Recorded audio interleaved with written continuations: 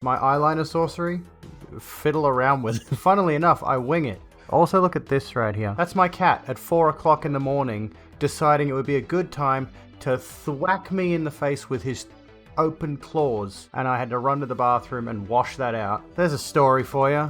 That's a good way to start. It appears we have intruders. Oh my goodness. There's Shall I activate the turret? You don't need to activate the turrets, bot. For God's sake, they're friends. They are friends. We are not going to gun down our friends. We are not American police. I've always been just a little bit edgy. Like, if here's the baseline, I'm just like here.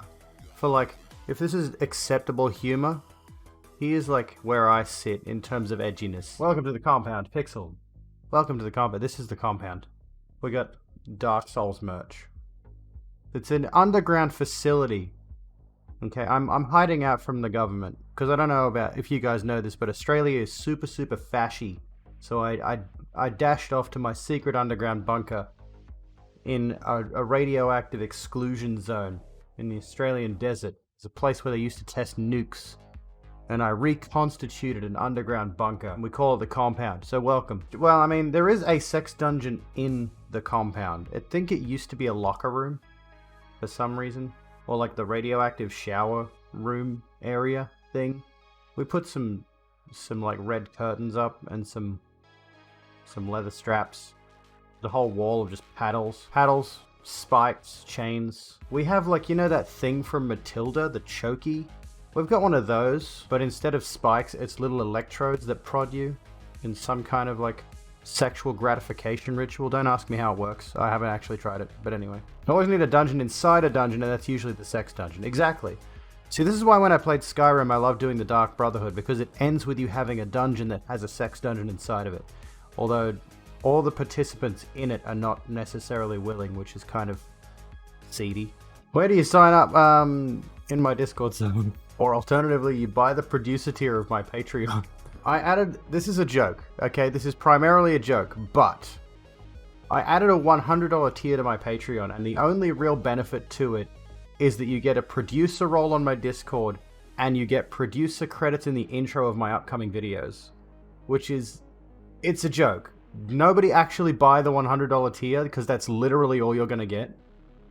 But if somebody actually does at some point, I'm gonna laugh my fucking head off, and then I'm gonna buy a video game with the money. Or a wig. I don't know, I might buy a wig. How about I start doing wigs in my videos? What's up with all of us? Oh yeah, Rogue Offline, let's point this out really quickly. I am planning on taking clips from the stream, mostly, hopefully, about me chatting about topics and stuff.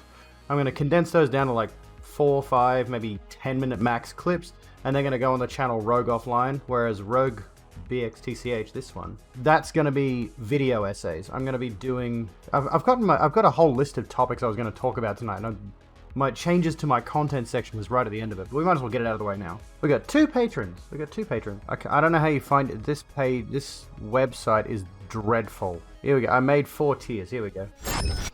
So you got bargain bitch, $3, beautiful bitch, $5, badass bitch, and then producer, which is 100. Please don't actually buy it. I might even bump it up to 1,000 just to disincentivize you delinquents. First tier should just, that's perfect. I'm gonna change that. Do not set it to 1,000. That's outside of your price range. But what it will do, if anyone does buy it, producer credits in my videos. I'm hoping to get the video at the very least recorded next week, because it's one that I've had the script basically ready for about a week.